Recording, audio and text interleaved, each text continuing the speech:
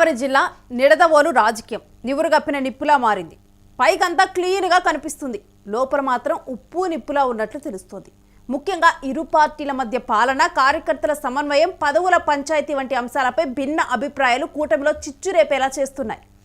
ఎన్నికల ముందు నిడదవోలు సీటును జనసేనకు కేటాయించడం అక్కడి టీడీపీ శ్రేణుల్లో కూడా అసంతృప్తికి తొలి కారణంగా మారింది. కందుల దుర్గేష్ను అభ్యర్థిగా ప్రకటించడం, దాదాపుగా కూడా 3 నెలల కాలంలో చేసుకున్న ప్రచారంతో ఎన్నికల్లో విజయం సాధించారు. ఈ విజయం జనసేన కార్యకర్తలకు సంతోషాన్ని ఇవ్వగా, టీడీపీ వర్గాలకు మాత్రం మిశ్రమ ప్రతిస్పందనను కల్పించింది. ఎన్నికల తర్వాత దుర్గేష్కు మంత్రి పదవి రావడంతో జనసేన మరింత బలపడింది.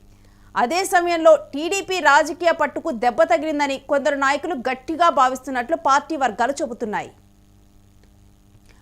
అధికారంలోకి వచ్చిన తర్వాత పథకాలు, మీటింగులు, సర్కిల్ లెవెల్ విచారణలు, సీఎంఆర్ఎఫ్ చెక్కుల పంపిణీలు సహా ఇలాంటి కార్యక్రమాల్లో టీడీపీ నేతలు కనపడకపోవటం రాజకీయ వర్గాల్లో చర్చనీయాంశంగా మారింది. జనసేన నాయకులంతా వెంటనే మీడియా ముఖంగా కూటమి ఒక్కటే, విభేదాలే లేవని స్పష్టతని ఇచ్చారు. అయితే టీడీపీ వైపు మాత్రం పూర్తిస్థాయి నిశ్శబ్దత ఉండటం ఈ అనుమానాలకు మరింత బలాన్ని చేకూరుస్తుంది.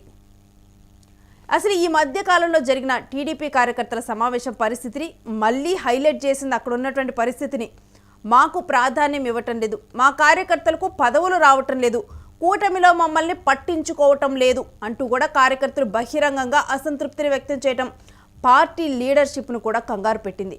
ఆ సమావేశంలో కొందరు స్పష్టంగా రాజీనామాలు చేస్తామని ప్రకటించడం ఒక్కసారిగా నిడదవోలు రాజకీయాల్లో కలకలం రేపింది.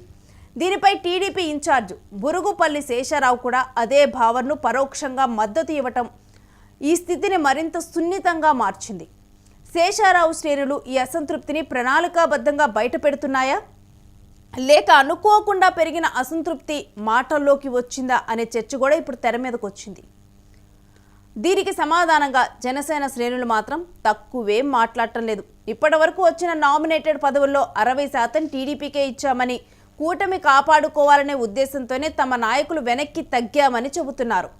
టీడీపీకి ముందు వరుస ఇచ్చాము, అయినా మమ్మల్ని ఎలా విమర్శిస్తారు అంటూ ప్రశ్నిస్తున్నారు. అదే కాదు, కావాలని కొందరు టీడీపీ స్థానిక నాయకులు మంత్రి దుర్గేష్పై నెగిటివ్ ప్రచారం చేస్తున్నారని ఆరోపణలు వెల్లువెత్తుతున్నాయి. దుర్గేష్ నిడదవోలు నుంచి గెలిచిన, మంత్రి పదవి సాధించిన ఏకైక నేత. ఇక దుర్గేష్ ప్రతిష్ట పెరుగుతూ ఉండటం కొంతమంది నేతలకు ఇబ్బందిగా మారుతుంది అనే అభిప్రాయం కూడా జనసేన వర్గాల్లో బలపడుతోంది. ఇక రాజకీయ విశ్లేషకులు చెబుతున్న ప్రధాన కారణాలు కూడా పరిస్థితిని మరింత స్పష్టంగా అర్థం చేసుకునేలా చేస్తున్నాయి.